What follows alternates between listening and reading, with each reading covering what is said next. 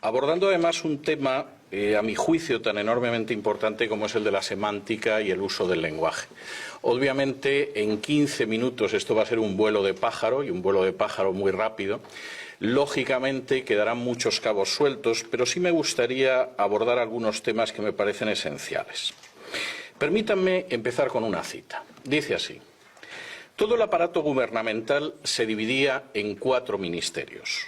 El Ministerio de la Verdad, que se ocupaba de las noticias, los espectáculos, la educación y las artes. El Ministerio de la Paz, encargado de las cuestiones relacionadas con la guerra. El Ministerio del Amor, que se ocupaba de mantener la ley y el orden. Y el Ministerio de la Abundancia, que era el responsable de los asuntos económicos. La descripción que acaban ustedes de escuchar la escribía en el año 1949 un británico que se llamaba Eric Blair, aunque seguramente muchos sabrán que su nombre de guerra, su seudónimo era George Orwell, y que el libro del que yo he citado es 1984. 1984 describía, en una fecha que ya tenemos 3 décadas a las espaldas, un mundo en el que habría desaparecido la democracia. Y de manera, por cierto, bastante lúcida, me atrevería a decir que brillante, ese mundo en el que habría desaparecido la democracia sería un mundo en el que los únicos regímenes que habría serían precisamente dictaduras socialistas. Eric Blair no escribía porque sí, de hecho tenía una experiencia a las espaldas antes de haber tomado la pluma o la máquina de escribir muy interesante. En el año 1937 había acudido a España a combatir en una milicia de izquierdas. Y estuvo a punto de ser fusilado, pero curiosamente no por las tropas del general Franco, sino por los agentes de Stalin en España. Y desde luego había aprendido mucho de esa experiencia. No solamente eso, Eric Blair además describía como la gran amenaza para la democracia que todavía existía en 1949, la creación de sistemas socialistas que tendrían fundamentalmente 3 características. El primero, la escasez. La segunda, el gobierno ejercido mediante una oligarquía que sería imposible de desplazar del poder. Y la tercera, la manipulación del lenguaje. La manipulación del lenguaje iba a ser tan importante que sobre todo iría hacia los sentimientos y que además se serviría de poderosos aparatos mediáticos. En esto, como en muchas otras cosas, hay que decir que Orwell fue profético. No solamente fue profético, yo tendría que decir que si en estos momentos existe una amenaza en Hispanoamérica para la persistencia de las democracias, es precisamente la de regímenes de ese tipo. Regímenes de carácter socialista, en los que abunda la escasez económica, en la que el gobierno está formado por una oligarquía que no tiene la menor intención de verse desplazada del poder y en el que se utiliza una forma de lenguaje, el double talk que decía Orwell, ese lenguaje doble que únicamente es la mentira. De manera bastante reveladora, y creo que esto es para reflexionarlo continuamente, el socialismo totalitario no desapareció en 1991 con el colapso de la Unión Soviética. Todo lo contrario, ha mutado. Y esa mutación, además, está siendo especialmente peligrosa, y me alegro de que se mencionara el Foro de Sao Paulo, porque este es uno de los aspectos que a veces se pasa por alto, pero es enormemente relevante.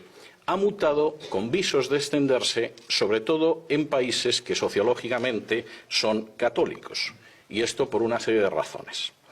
De manera bien reveladora, la base de esa expansión, la base de esa amenaza para la democracia, amenaza real, insisto, y en proceso de crecimiento, aguanta sobre 3 manipulaciones del lenguaje. Y son 3 manipulaciones del lenguaje absolutamente orwellianas. La primera, la guerra es la paz. Esa es una antigua historia, una antigua propaganda que viene de la Unión Soviética.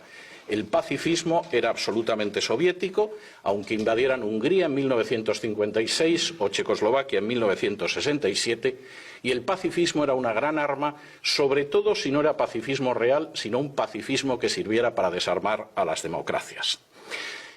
Estos nuevos socialismos, que son nada más que mutaciones del antiguo socialismo, no solo pretenden ser pacifistas, sino enfrentarse con los enemigos de la paz, que por definición son Estados Unidos y sus democracias aliadas.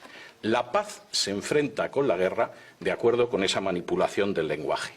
Y eso es algo que se puede contemplar en cualquiera de estos regímenes y, curiosamente, además mostrando que nunca se ha podido utilizar la mentira de una manera más desvergonzada. En Cuba, el ejército sigue teniendo un papel fundamental que no tiene en ninguna democracia. Es más, es columna vertebral de la perpetuación de la dictadura de los hermanos Castro. En Venezuela, el ejército es absolutamente esencial para mantener el régimen chavista. En Nicaragua, el poder sigue siendo ejercido con la alianza de unas fuerzas armadas absolutamente politizadas y que no sirven a los ciudadanos sino a una oligarquía de izquierdas. Y por si esto fuera poco y quedara alguna duda de que efectivamente la guerra es la paz, de acuerdo con esta mentira orwelliana, incluso se traban alianzas internacionales con regímenes que nada tienen que ver con la realidad de Hispanoamérica, como es el régimen de los ayatolás en Irán. Y añadan ustedes a esa ausencia de paz de los que pretenden predicar la paz contra el belicista Estados Unidos, la violencia oficiosa que va de los piqueteros argentinos a las manifestaciones de repudio cubanas o las milicias chavistas, por citar solo algunos de los ejemplos. Es más, sin el uso sistemático de distintas formas de violencia, sin el control de las Fuerzas Armadas y sin la coacción de los más variados tipos, ninguna de estas dictaduras pacifistas se podría mantener 24 horas en el poder. Segunda mentira, la miseria es la justicia de los pobres. El fracaso del sistema socialista es algo, en términos históricos y objetivos, absolutamente innegable e irrefutable. Solamente las cifras que se publicaron en lo que todavía era la Unión Soviética, en la época de Gorbachov y la perestroika, mostraba que la nación tenía un sistema con unas perspectivas absolutamente miserables para ancianos, enfermos o disminuidos físicos o psíquicos. Es más, la supuesta legitimación del Gulag, si es que se puede legitimar el exterminio y encarcelamiento y esclavización de decenas de millones de seres humanos, no existía. Y eso sucedía en una nación que tenía ingentes materias primas, posiblemente el país más rico del globo en materias primas, un sistema educativo de elevadísimo nivel y cuadros disciplinados y preparados. Asuman ese mismo sistema en naciones como Cuba, Bolivia, Venezuela, Ecuador, Nicaragua o Argentina, que ni tiene esa riqueza, ni esos cuadros, ni ese sistema educativo, y a nadie le sorprenderá la miseria. Pero el recurso a la mentira resulta obligado para disfrazar la miseria y la mala gestión de justicia para los pobres. Los ejemplos son muchos, no me puedo detener en todos ellos, pero por ejemplo, es la insistencia en culpar de todos los males económicos de las naciones de Hispanoamérica al régimen capitalista, cuando es muy dudable que en la mayor parte de Hispanoamérica, con las excepciones y los matices que ustedes quieran, haya habido jamás un régimen capitalista. Si por régimen capitalista entendemos el libre mercado, la libre competencia y la justicia independiente. Me permitirán que les diga que, en mi opinión, en Hispanoamérica, en términos generales, lo único que ha habido siempre es una continuación del sistema hispánico de riqueza. Es decir, la riqueza no viene de la libre competencia, del talento o de la independencia judicial, sino que viene de la cercanía con el poder político. Y eso quizá explica por qué no ha aparecido ningún Steve Jobs o ningún Bill Gates al sur del Río Grande. Porque en realidad todos sabemos que hasta esas dictaduras socialistas están creando sus propias oligarquías y que los nuevos millonarios, por ejemplo en Venezuela, no es gente de especial talento o con especial capacidad para crear riqueza, sino gente más cerca del calorcito que da el poder. No es de lo mejor que evidentemente trajimos o trajeron los españoles a América. Se tacha de antipatriotas a los que aman a su patria y quieren la libertad de su patria, olvidando la famosa máxima de Thomas Jefferson de que el mayor patriota es el disidente, porque por encima de intereses políticos lo que quiere es la prosperidad y la libertad de su nación. Tercera mentira, las tinieblas son la luz. El impacto de estos sistemas debe muchísimo, aparte de al poderoso aparato de propaganda y, por supuesto, al respaldo internacional, al hecho de que hay una tierra de cultivo que es especialmente favorable. Naciones que han sido maceradas desde hace décadas con conceptos y términos como la opción preferencial por los pobres, o el asistencialismo, o el recelo hacia la economía de mercado, que han padecido, permítanme que utilice ese verbo, la teología de la liberación, eran cultivo abonado para que en un momento determinado creciera la planta siniestra del socialismo totalitario. Y esto era claro ya en los años 70. Cualquiera que sufriera la enorme agonía estética de leer un libro de uno de los teólogos de la liberación brasileño, Fray Beto, titulado Fidel y la religión, donde el dictador cubano pretendía aunar, más bien pervertir y subvertir categorías de pensamiento cristianas para amaestrarlas hacia el comunismo, sabe de lo que estoy hablando. Y cuando los hermanos Boff, posiblemente los teólogos más importantes de la liberación, decían que su base de trabajo era la Biblia, pero su instrumento de análisis era el marxismo, desde luego no estaban hablando por hablar. Estaban empezando a abonar un territorio en el que están creciendo en los últimos años plantas tan amargas como el chavismo o la dictadura de otros personajes parecidos. ¿Hasta qué punto esto funciona? Se puede ver en multitud de manifestaciones. Quisiera centrarme solo en una, porque suele pasarse por alto en los medios de comunicación internacional.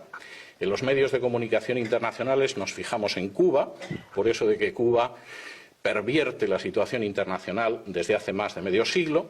Nos fijamos en Venezuela, porque es un país importante y petrolífero. Pasamos a la Argentina, que es un país grande, y pasamos por alto, por ejemplo, naciones más pequeñas como Nicaragua. Eso es un gravísimo error. Nicaragua lleva más de 40 años siendo el tubo de ensayo de las experiencias socialistas totalitarias en el subcontinente. La esposa del actual presidente de Nicaragua, el comandante sandinista Daniel Ortega, es auténticamente un paradigma de lo que cabe esperar de las estrategias del Foro de Sao Paulo. Rosario Murillo puede ser al mismo tiempo bruja y llevar entre 15 y 20 anillos en los dedos, generalmente de turquesa, porque al parecer eso evita la mala onda de los enemigos del pueblo, que por supuesto son los que no son sandinistas y aman la libertad. Puede ser considerado un personaje importante de la brujería internacional y al mismo tiempo mantener unas relaciones extraordinarias con el cardenal Obando o señalar que la Virgen ilumina a Daniel Ortega. No solo eso. El grito de propaganda en Nicaragua es «Viva Nicaragua, cristiana, socialista y solidaria».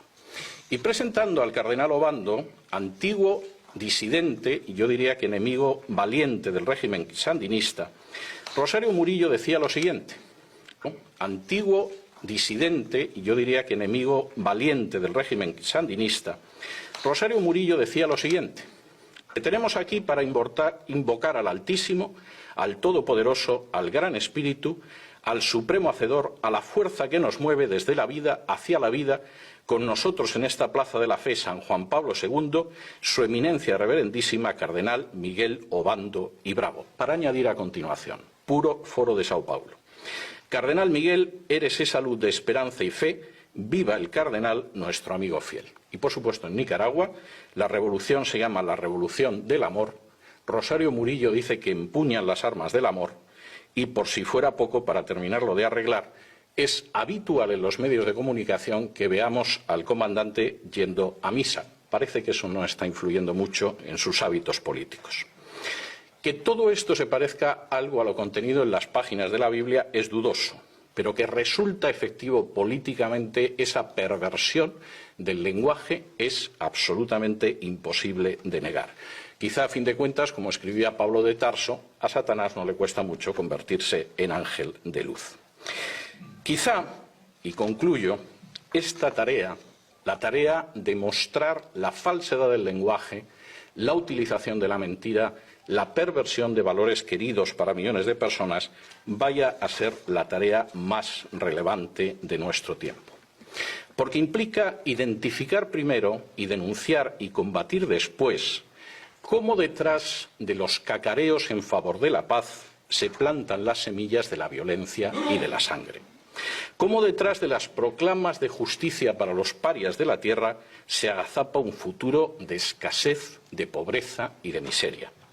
Y cómo detrás de las apelaciones más nobles del ser humano, como la de justicia, no hay sino una ansia de poder dispuesta a pactar con cualquier instancia para mantenerse despóticamente. Habría quizá que ir desgranando la realidad para descubrir, como dice un refrán de mi tierra natal, que muchas veces detrás de la cruz quien se agazapa es el diablo. Pero hay que hacerlo con una finalidad, y es la de que el futuro de esos pueblos que amamos y que compartimos una herencia común puedan conocer al final y a la postre los frutos más deseables de la democracia: la prosperidad, la paz y la libertad. Y para esa tarea resulta indispensable el distinguir lo verdadero de lo falso, lo real de lo propagandístico y lo auténtico de lo ficticio. Habrá que asumir, como decía una de las personas que me ha precedido en el uso de la palabra, que al final existe una enorme carga de realidad en esa máxima de Jesús que afirmaba: conoceréis la verdad y la verdad os hará libres, porque si os dejáis llevar por la mentira, solo podréis aspirar a ser esclavos. Muchas gracias. This is a Harmonic Beat.